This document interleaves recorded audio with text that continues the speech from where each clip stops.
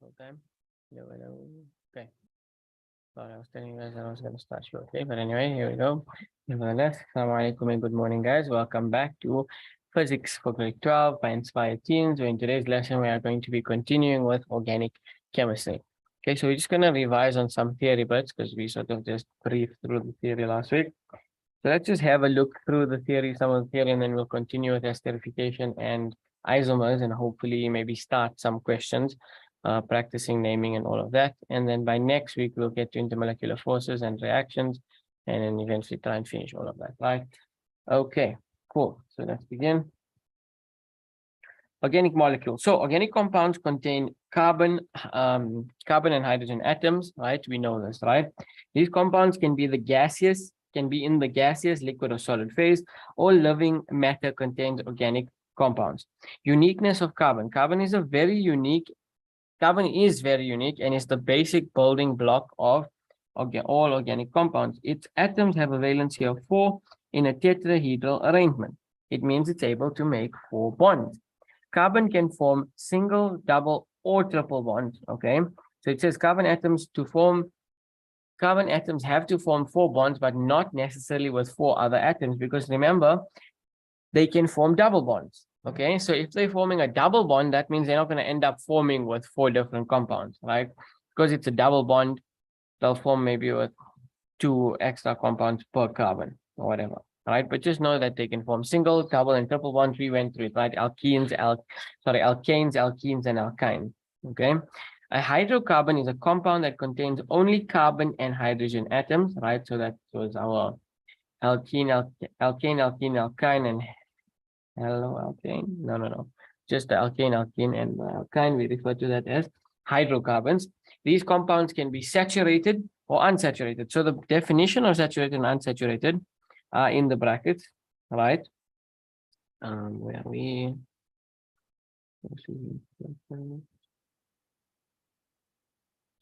hydrocarbon, let's see, 2 weeks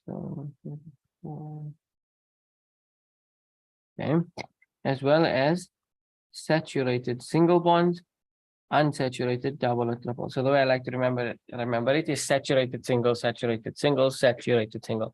I'm guessing my screen is frozen. Okay, let me just reshare. Sorry, I'll do much live.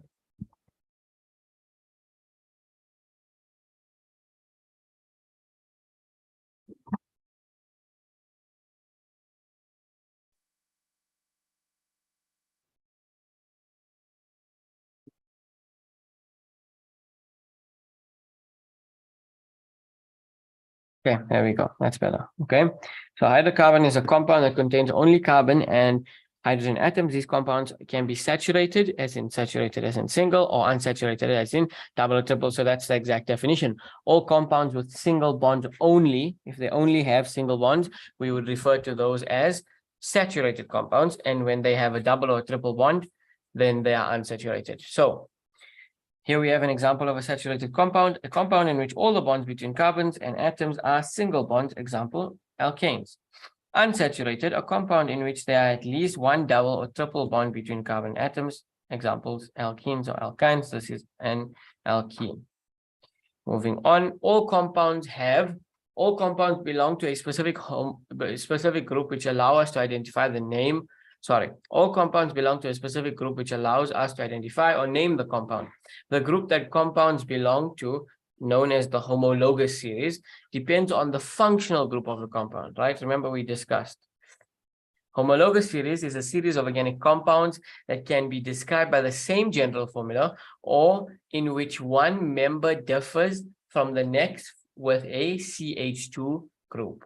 A functional group is a bond or an atom or a group of atoms that determine the physical and chemical properties of a group of organic compounds.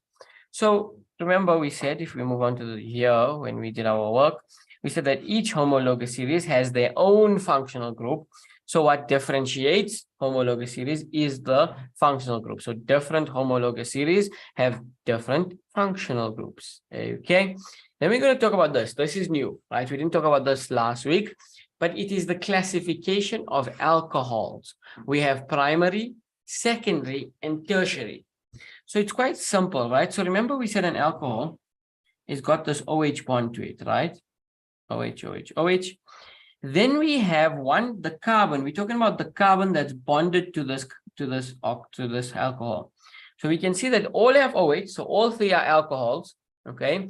Now we're gonna refer to the carbon that is bonded to the alcohol. Okay, to the hydroxyl. Actually, this functional group is called the hydroxyl.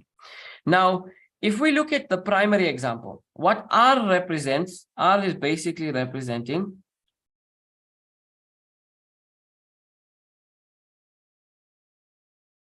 an extra set of CH3s or continuing the carbon chain, basically. R can be basically what we can say is R can be replaced with C. Let's do that actually, just to clarify the definition.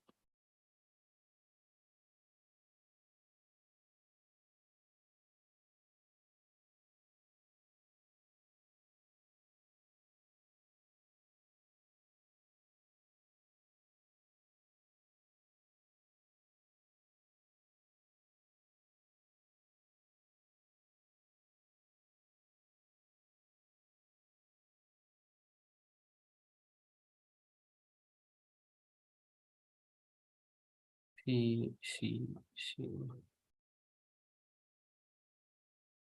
Okay, and each C has their own H's respectively. Okay, so I just didn't draw in the H's, but the main point to take away is when do we have a primary alcohol? We have something called a primary alcohol when the C bonded to the hydroxyl or the OH is only bonded to one other C. We have a secondary alcohol when the C that's bonded to the OH is bonded to two other C's. We have a tertiary alcohol when the C that's bonded to the OH is bonded to three other C's. Okay, I think now that's clear. Okay, primary, secondary, and tertiary classification of an alcohol. As primary, it's in the name, right? Primary is like 1, secondary is like 2, tertiary is like 3. Okay, so primary is when the C that's bonded to the OH, so the yellow C, okay, why are we talking about the yellow C? Because it's bonded to the OH, okay, so this is, OH is the alcohol, we are classifying these alcohols. So when it's bonded, when that C that's bonded to the OH only has one other C, primary alcohol. When that C that's bonded to the OH only has two other C's, it's a secondary alcohol. When the C that's bonded to the OH has three other C's around it, then it's a tertiary alcohol. Then we just discussed this, number of carbon chains and the root name or the prefix. And then number of substituents. So these are our groups, di, tri, and tetra. Note a maximum of 3 chains, alkyl substituents are allowed on the main chain. Comma between numbers and a dash between letter and numbers. We went through that as well. Then we went through the homologous series. We have our hydrocarbons, alkane, alkene, and alkyne. Haloalkanes, alcohols, carboxylic acid, esters, aldehydes, ketones. And we spoke about, then we spoke about representing organic compounds. Just 1 second.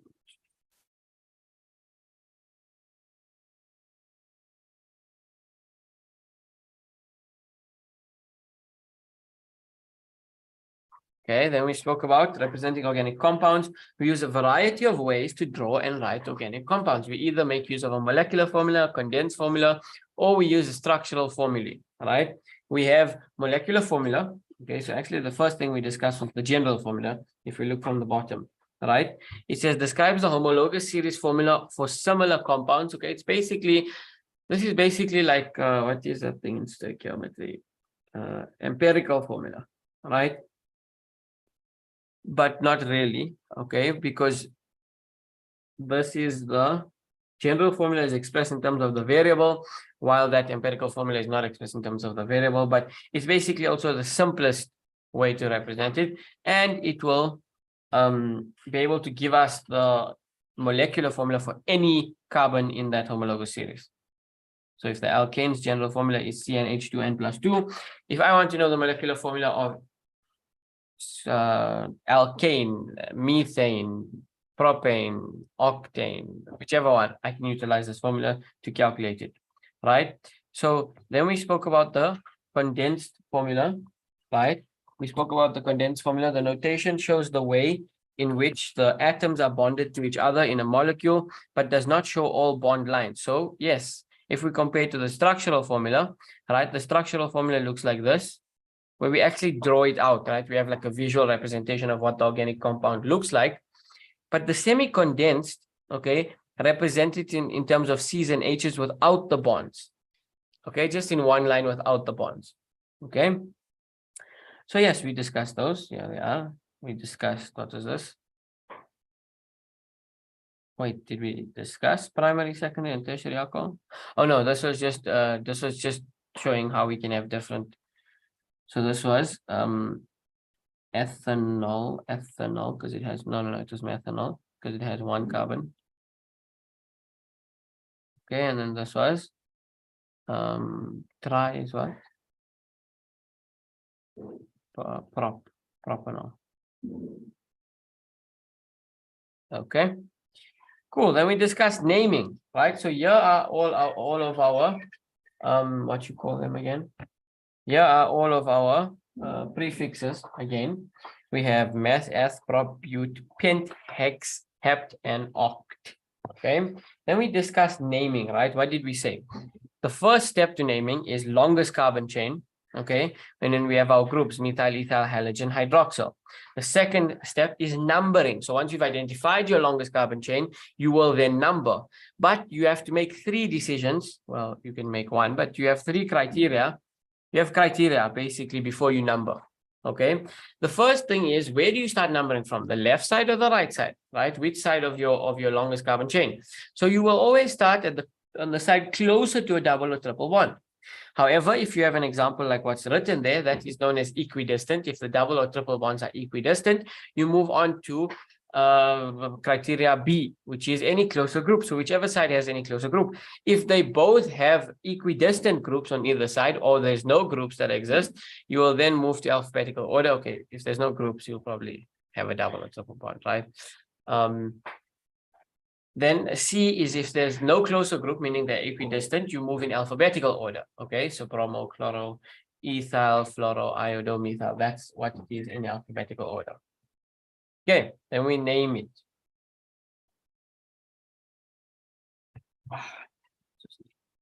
Okay, then we name it. Okay, so yeah, that little indication tells us between 2 numbers we use commas, and then between number and alphabet we use a dash. Okay, the order in which we always name it is halogens, ethyl, methyl, parent. So even if we don't have one, you just ignore it. Okay, but the order in which you will put your names is just that you had a halogen, you had an ethyl, you had a methyl, and of course parent, right? Parent is just which homologous series it belongs to. So halogens first, ethyl second, methyl third, and then the parent. Okay, so always halogens, ethyl, methyl, parent in that order. Now with the parent, you must indicate the position of the functional group. Okay, then we discussed the position, the prefixes for the group. We said 2 di, 3 tri, 4 is tetra.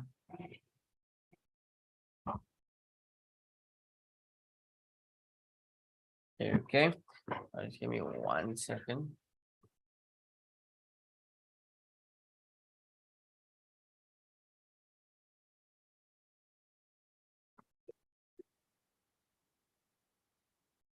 Okay, so okay, then we name this compound, right? We analyze this compound, we look at it a few different ways.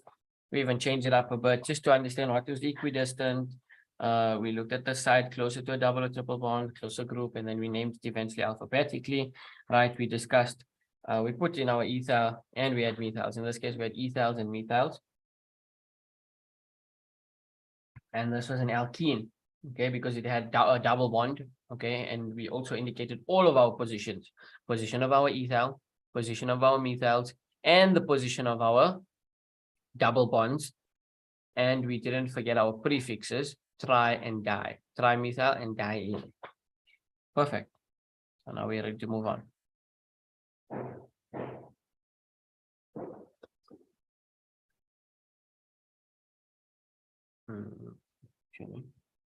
1 second, sorry guys.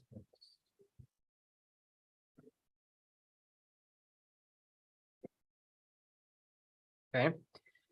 So let us discuss esterification. So esterification actually, okay, it forms part of one of the things that we. Can you guys hear me? Hello, hello, testing. Hello. Okay, you guys can hear me, I think. Right. Okay. So yes, esterification. So esterification is basically the creation of an ester. Okay. If you don't remember what an ester is, we went through it, right? It's one of our functional groups. Okay. It's paired up with carboxylic acid. We didn't do isomers yet, but these are basically isomers to one another. All right. An ester. Okay. So let's look at esterification and let's look at the process of creating an ester. So the formula is we have an alcohol, okay, which we add. So I'm just looking at the first line, okay, the one that's highlighted. We have an alcohol, which we add to a carboxylic acid. So it's an alcohol plus a carboxylic acid.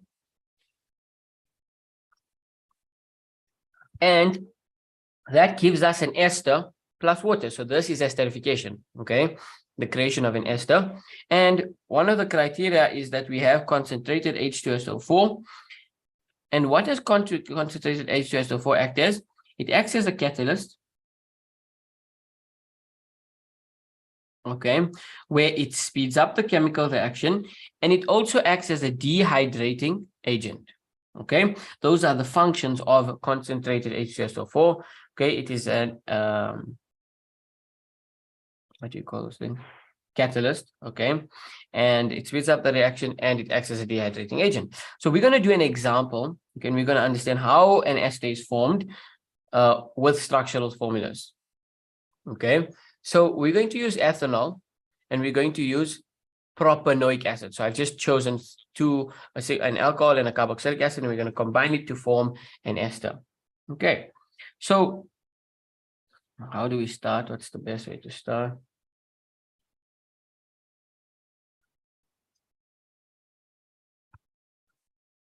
Okay, we can start with the naming. That's fine. Let's have a look at our here again. So let's look at remember I wrote the suffixes for each one, right? So alkane is ane, alkene is ene, alkyne is ine, and then whatever you put butene, butane, or hexane, hexene, hexine, whatever, okay? Hexanol. Now, when it comes to esters, you actually have, because you're using an alcohol and you're using a carboxylic acid to create it, you have two names for it. The one ends in YL and the other one ends in OH. Okay, so it's simple to determine which one is which and which one we should choose. Okay, because the alcohol gets the which name? Ile. Wait, can I write it? Yeah, I guess. Okay, so since we used ethanol, the ester that we will create is ethyl. Okay, and then the coefficient, sorry, the suffix of what's this? The carboxylic acid, that one is OH. Okay, so the ester that we form from ethanol and propanoic acid is ethyl propanoate.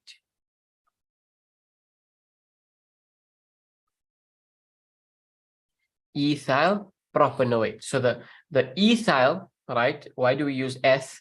Because that comes from your alcohol, which is ethanol. And then propanoate comes from what? That comes from your carboxylic acid, which is propanoic acid.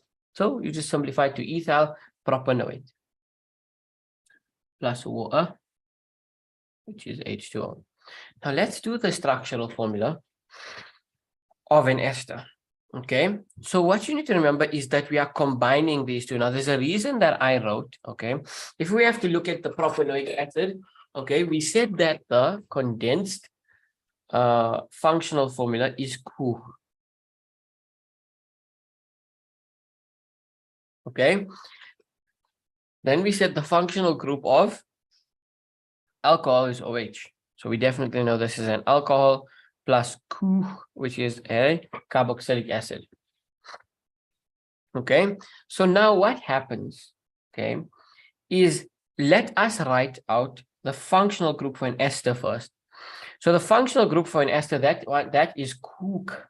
Okay. So we're going to write that out. So whenever you're doing an organic compound, you always start off with your functional group. So that's exactly what I'm going to do, right? I am going to draw. Let's use clay.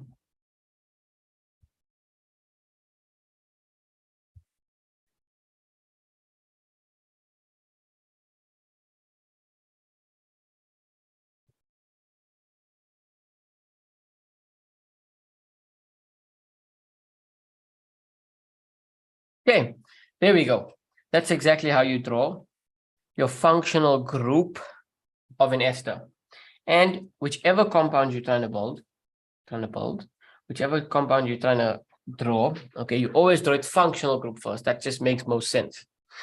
Now, what basically happens during esterification is, okay, plus water. So at the end, we're going to have water here.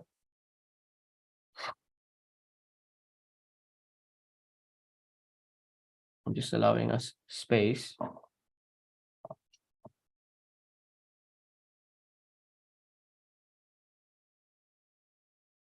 Okay, so we have this extra H and OH, and where does that come from? Essentially, okay, ethanol donates its entire OH, okay, while propanoic acid donates an HOA. Okay, that's like sort of an informal way to remember it.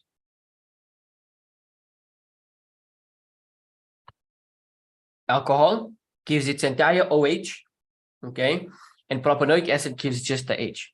So when ethanol donates in propanoic acid, it's like these two just disappear. And we take this, whatever's left, and we combine it with this. That's exactly what happens. Okay, the OH and the H, they donate themselves, okay, to the water, to OH, to H2O, and the whatever's remaining. So remember, it's the OH from the alcohol and the H from the carboxylic acid. Whatever's remaining, they join to form one compound. So that's exactly what happens here. Okay, so do you see this Cook? Okay, it actually can be seen here, there, and there. That's the Cook. Okay, so let's get rid of these.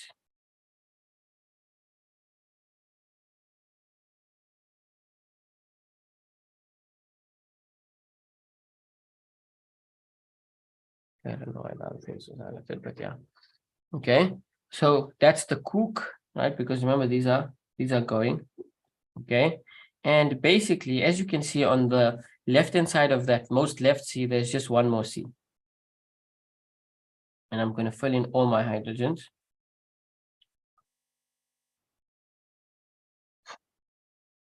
Okay, and then the right-hand side of this C, there's two more C's.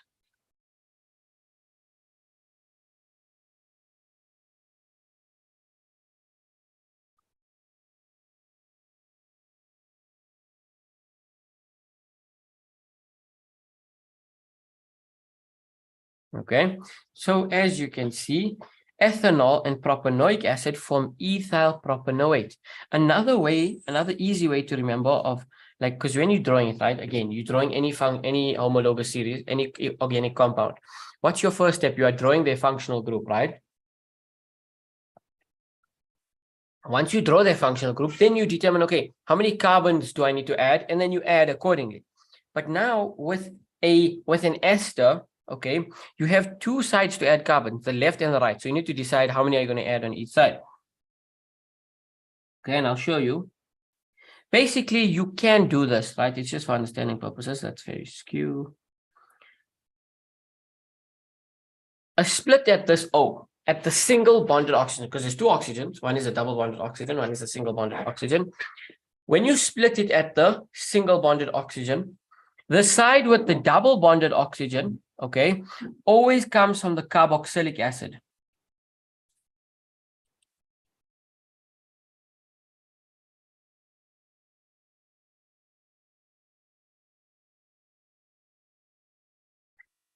the right side. Okay, let's maybe do this in pink.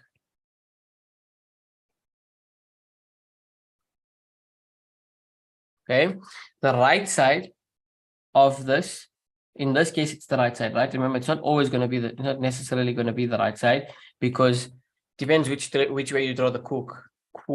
Okay, but remember, if you're going to split it along the single bonded oxygen, the side with the double bonded oxygen comes from the carboxylic acid, and then of course the left side, not the left side, sorry, the side with no double bonded oxygen, that is actually the part that comes from the alcohol.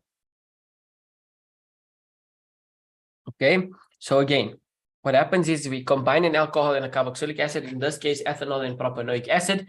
Ethanol, okay, it gives the OH, and propanoic acid just gives one H, and the two combine to form one compound. Okay, which is exactly what happened here. They sort of mash together. You can always draw any compound by drawing its functional group and then deciding how many carbons it has. However, in this case, it's specific because it's not like an alkane where you can just draw the carbons, okay? Or it's not like a alcohol where you can just draw the carbons, right? In this case, you'd need to know where to split it. How many are you going to the right? How many are going to the left? And that's how you split it, okay? Meaning you can separate it, an imaginary line across the single bonded oxygen. On the double bonded oxygen side, on the double bonded oxygen side, those are the carbons that come from the carboxylic acid. So if the carboxylic acid came with 5, for example, if the carboxylic acid came with 5 carbons, you'd put 5 carbons there on the side of the double bonded oxygen. On the other side is where you put the carbons that came from the alcohol. So if the alcohol came with 15 carbons, you put 15 carbons there. Okay, obviously it's not realistic, but yeah, that's basically esterification. I hope that makes sense. If you have any questions, please do let me know.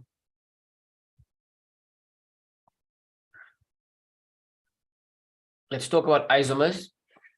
Okay, so an isomer, okay, are compounds that have the same molecular formula but different structural formula. So when we talk about same molecular formula, we talk about same amount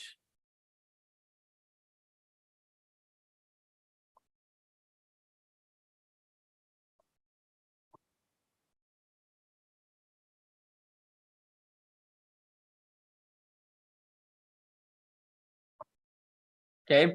Yes, when we say same molecular formula, we are talking about the same amount of carbons, hydrogens, etc., whatever else, oxygens, whatever else is in the organic compound, you have the same amount because if they are isomers, right? So that's the definition, compounds that have the same molecular formula but different structural formula, okay? Now we're going to talk about structural isomers. So all three of these would fall under structural isomers. Okay, and we have 3 different ones. We have the chain isomer, we have the positional isomer, and we have the functional isomer. Okay, so again, they all fall under what we refer to as one, structural isomers. Okay, so they are all structural isomers. Okay, and we just have 3 different types. One is the chain isomer, one is the positional isomer, one is the functional isomer. So let's have a look at the chain isomer and look at its definition and look at some examples. So chain isomer conditions are they stay in the same homologous series, so you're not changing homologous series, right? You're still in the same homologous series, okay? However, what changes is the amount of branches. So there's a different number of branches on the main chain. Branches are basically like groups.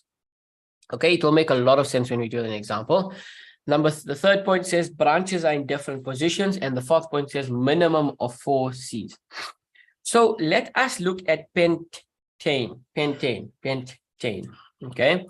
Now, what's this guy pentane?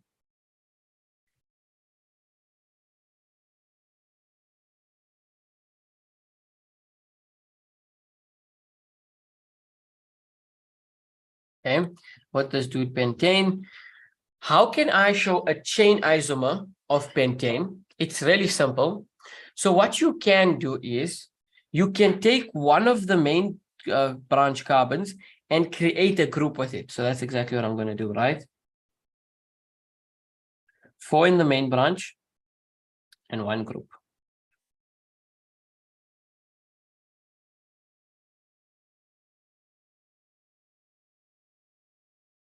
4 in the main branch and 1 group. Fill in the hydrogens.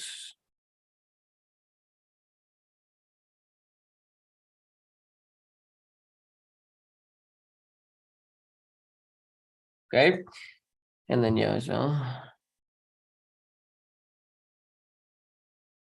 In your exam, you definitely want to fill all of these out. I know if you're practicing, you might leave them out, but please don't forget them in the exam. So if we look at this compound, okay, we can see that how many carbons, someone tell me, how many carbons are in the main chain here? How many carbons are in the main chain in my second compound?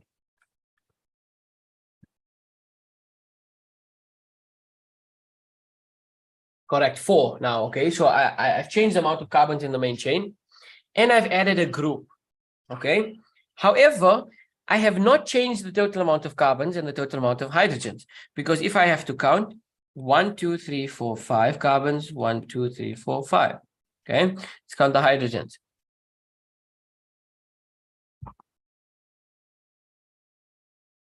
Okay, with the hydrogen, right, on top I should have an amount of, it doesn't matter, 1, 2, 3, 4, 5, 6, 7, 8, 9, 10, 11, 12. Okay, and then at the bottom 1, 2, 3, 4, 5, 6, 7, 8, 9, 10, 11, 12. So what does that mean? That means that I have not changed the molecular formula. I have not changed how many carbons and hydrogens they are. So I'm pretty sure this is wrong. It's supposed to be C2H, like 12 or something. Okay, so this guy is also C2H12. That didn't change.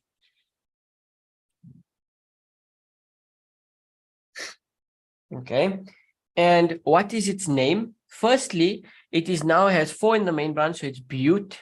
Okay, BUT, and it's an alkane, so it's butane. However, we have to indicate the position of the functional group. Sorry, the branch in this case. Okay, so where do we start numbering from, left or right? Where do we start numbering from, left or right?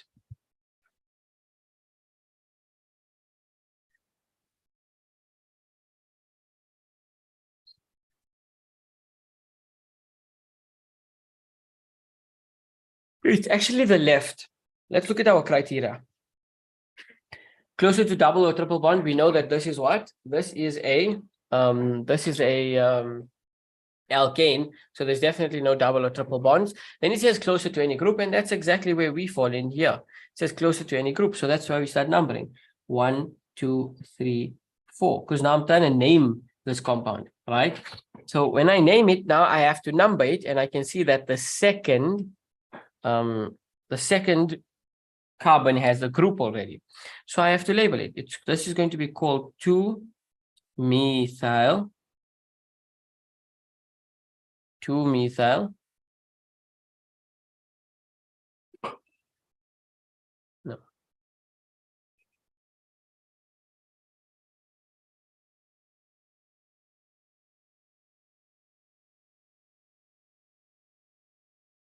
2-methyl butane. Pretty sure that's correct. Someone correct me if it's incorrect. But 2-methyl butane. So basically what we are saying is that 2-methyl butane is a chain isomer to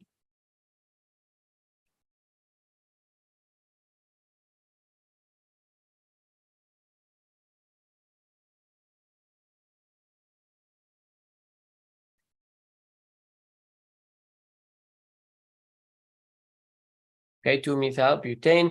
This has the same molecular formula as pentane, but a different structural formula, right? Structurally, we can see it's different. Okay, so I hope that makes sense as to how we can create chain isomers, how we can identify chain isomers, what are chain isomers.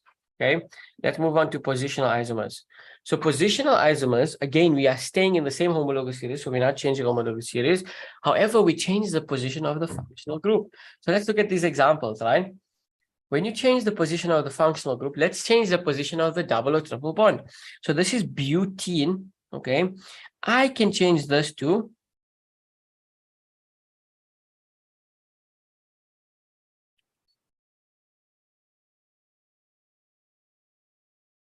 okay, now I've moved the position of the double bond, which is the functional group of an alkene.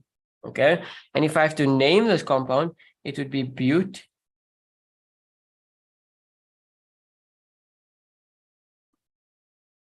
Why butene? Because the double bond is now attached to the second carbon. Okay. In this case, it doesn't really matter where we start counting from. The reason for that is it doesn't really matter where we start counting from, because remember the double bond in this case would be equidistant from the left and equidistant from the right. Okay. So in this case, double bonds on the second position, this is referred to as butene. So we can say that butene is a positional isomer, okay, of butene. Butene is a positional isomer of butene. Alternatively, it's also a structural formula. Let's look at halogen. Halogen, changing the position of the halogen. Okay, it's not just chlorine, there's many other halogens. So let's look at this example. We have 1,1 dichloroethane, hectic organic compound, right? 1,1 dichloroethane. Ethane means 2 carbons.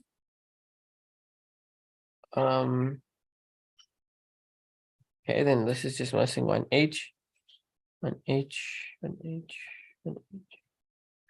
Now, how can we find positional isomer in this case, or just isomer in general? So here, what we can do is we can move one of the CLs. So we move it there, and you have that, keep that on there. Now, what is this compound called? Someone tell me.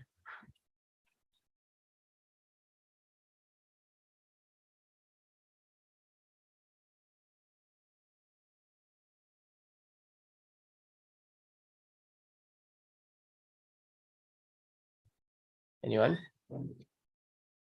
Very good. Okay, so it's exactly the same thing, whereas it's dichloro because we have 2 chlorines. However, it's just one move to the other. By the way, these are all equidistant, so this you can label from here and there, or from here to there. It doesn't really matter. So in this case, right, because one carbon is on carbon, one chlorine is on carbon 1, one chlorine is on carbon 2, we call this 1,2 dichloroethane. If I'm forgetting the dash, I'll put it in now.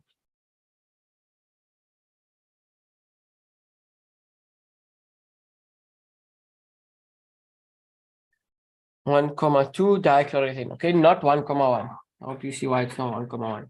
Because we're counting from one side. If we had to count from one side, let's just say from left to right. On the first carbon, there's a chlorine. And on the second carbon, it's a chlorine, as opposed to just having it on the first one. Like that. So we can say that 1,2 dichloroethane is a positional isomer of 1,1 dichloroethane. Let's look at alcohol. Same concept. Okay. This is propan, not nal. This is propanol.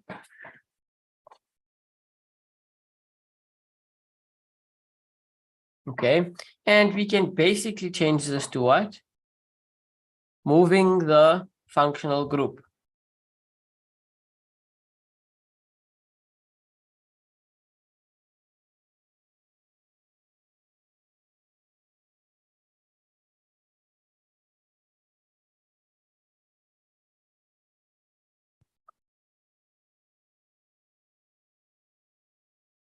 Okay, done.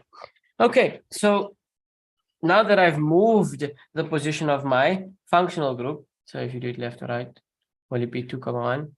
So what are you talking about left to right? Naming it left to right. So when I'm saying left to right, you have to number it. Okay, you have to number it from left to right or right to left. So when if you're going to number it from right to left, you'd have 1 first and 2 there. So it's still going to be 1,2 dichloroethane. If you're going to number it from the left, then you have it as the red, one on the left, 2 on the right. Okay, so yes, then we call this, the name for this. Someone wants to give me the name for this, please.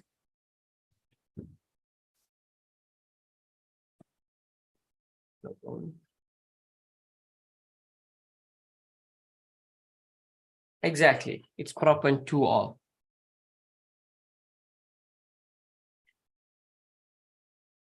Very good. Okay, propan-2-ol, and we can say that propan-2-ol is a positional isomer of propanol.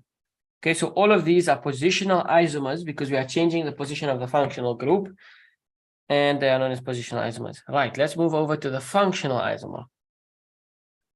Okay, the functional isomer. Now in the functional isomer, we're moving to different homologous series. So we are changing the functional group. Okay, and there's only 4 different compounds that we can work with in functional isomers. Oh, my camera, so sorry.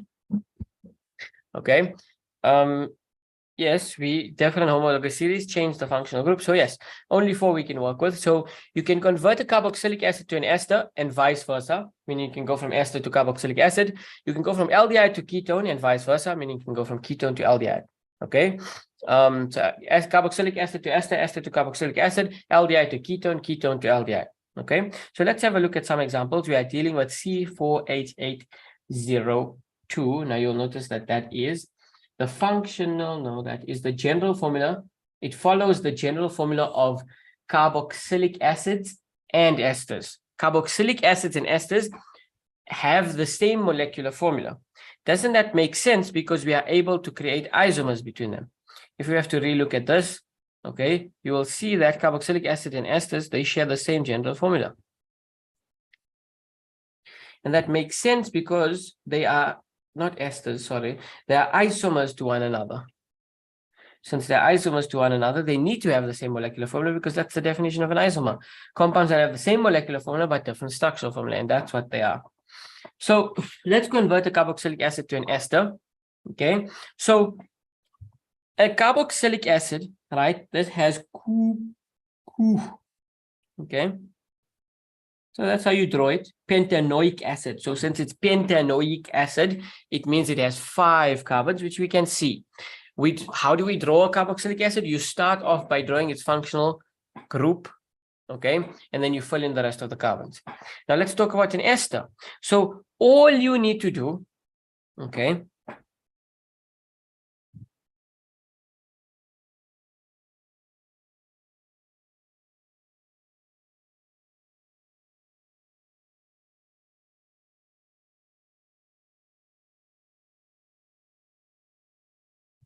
okay, draw any ester with 5 carbons.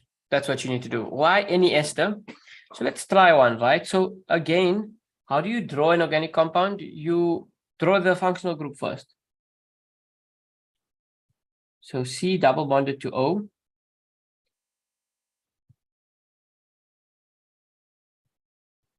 A single bonded to O, single bonded to C.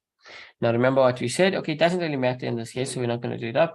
But we already have 2 carbons. So how many more carbons do we need? 3. We already have 2 carbons. Just from the functional group, we already have 2 carbons. Right? So now which side are we going to add them? In this case, it really doesn't matter. We could add 2 here and 1 there.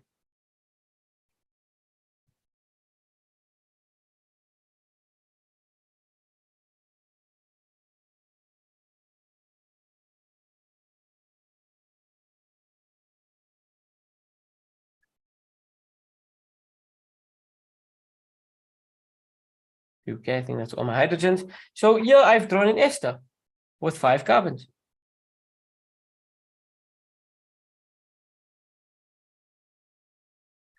Okay, and you can see its homologous series, sorry, its functional group is there, right? Cook, and it's an ester with 5 carbons. So I could have also went another route. All right, let's just copy this.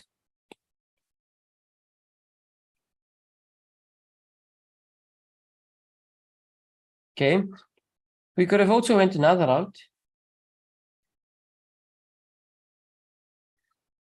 I could have added 4 carbons on the left and 1 on the right.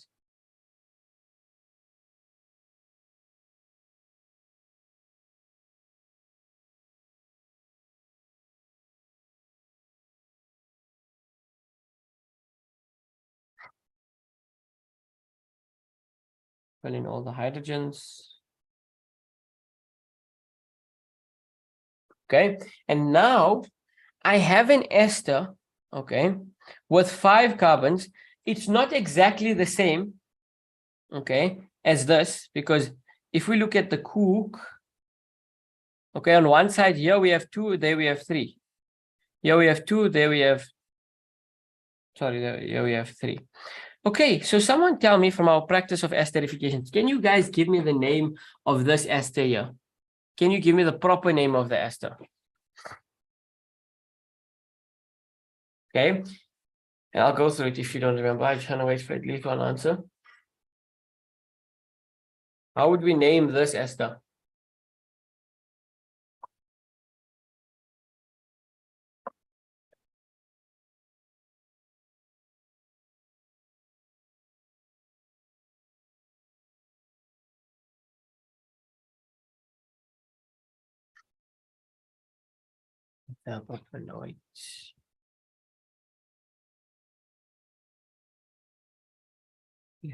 Correct. Okay, so how did you come up with that answer? Ethyl propanoate. What I find is the easiest way is to split it by the single bonded oxygen. Then everything, if the double bonded oxygen is on the right, then everything with the double bonded oxygen comes from what?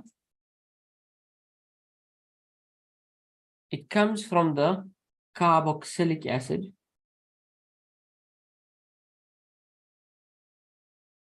And everything from the other side, where there's no double bonded O,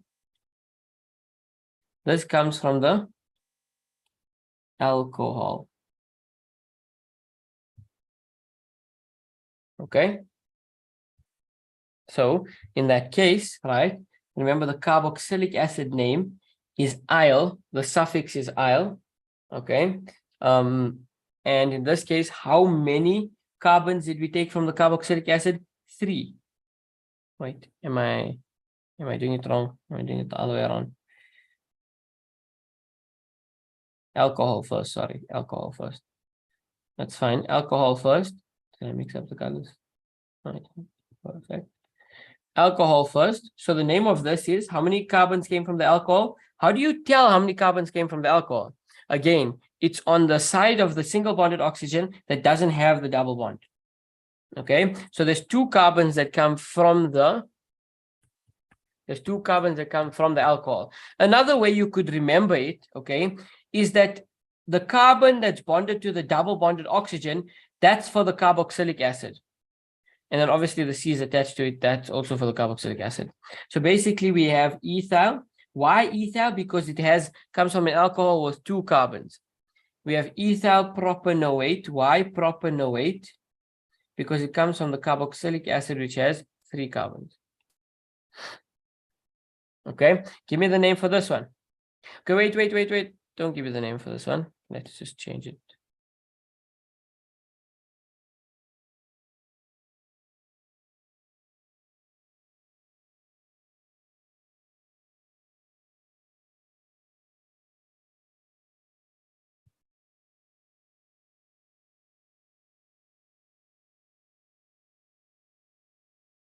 Okay, and then here. Okay, give me the name for this now, please. What would this be called?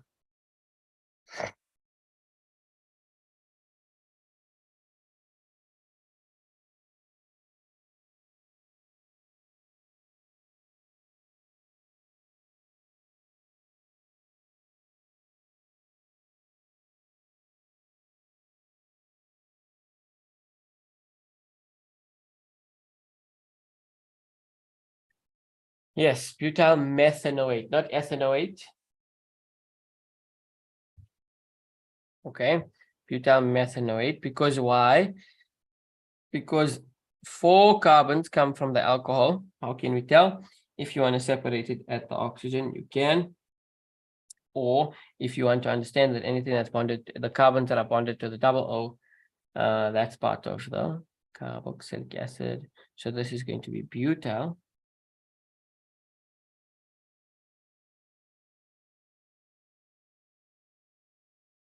methanoate.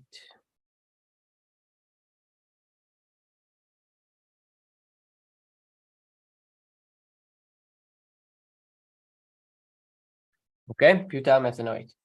Now, basically, when we consider pentanoic acid, both of these esters are acceptable, what's it called? Functional isomers of pentanoic acid. Ethyl propanoate and butyl methanoate are acceptable functional isomers of pentanoic acid. You can draw either one of the two, ethyl propanoate or butyl methanoate. Both are perfectly acceptable functional isomers of pentanoic acid. Now, if we have to consider between these two, there's also a relationship between rearranging the carbons in your ester.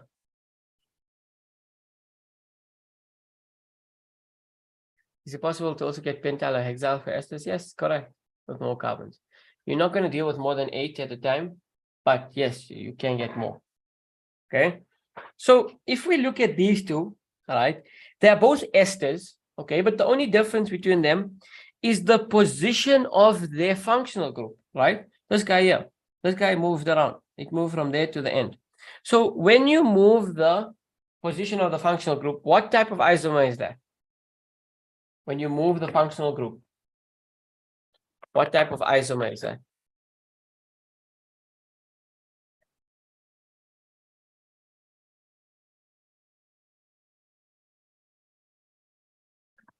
Correct, right? Very good. So when we consider the different functional isomers of pentanoic acid, between them, they themselves are positional isomers to one another. That's definitely not how you spell.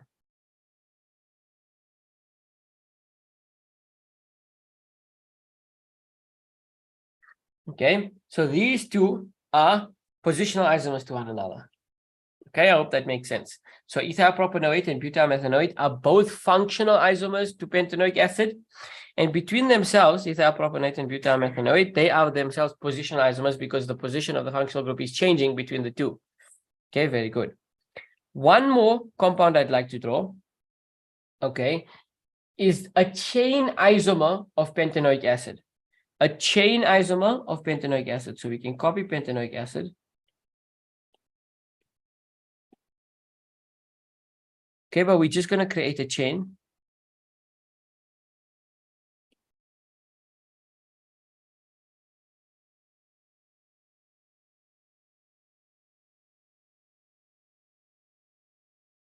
Okay.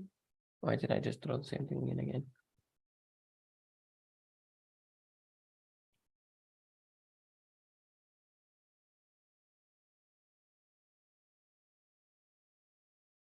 Okay, so this is a chain isomer.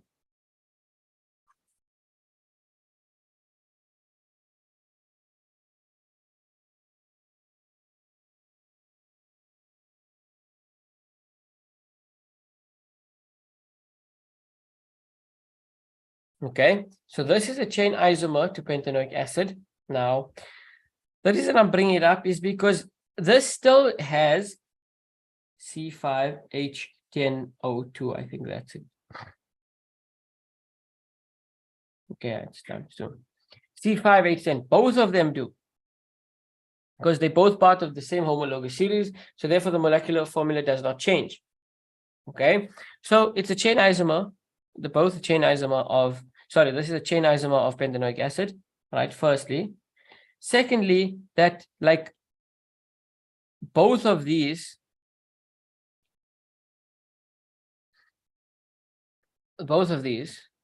while being functional isomers for pentanoic acid, okay, they're also functional isomers for this guy. What's this guy's name? Let's try and name this. Okay, someone see if you can give me the name. What would the name of this carboxylic acid be?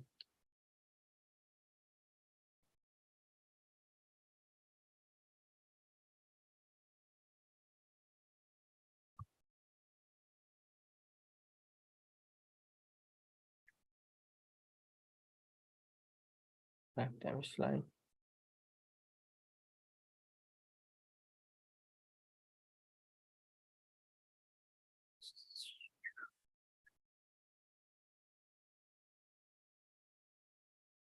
Okay, not 2-methyl.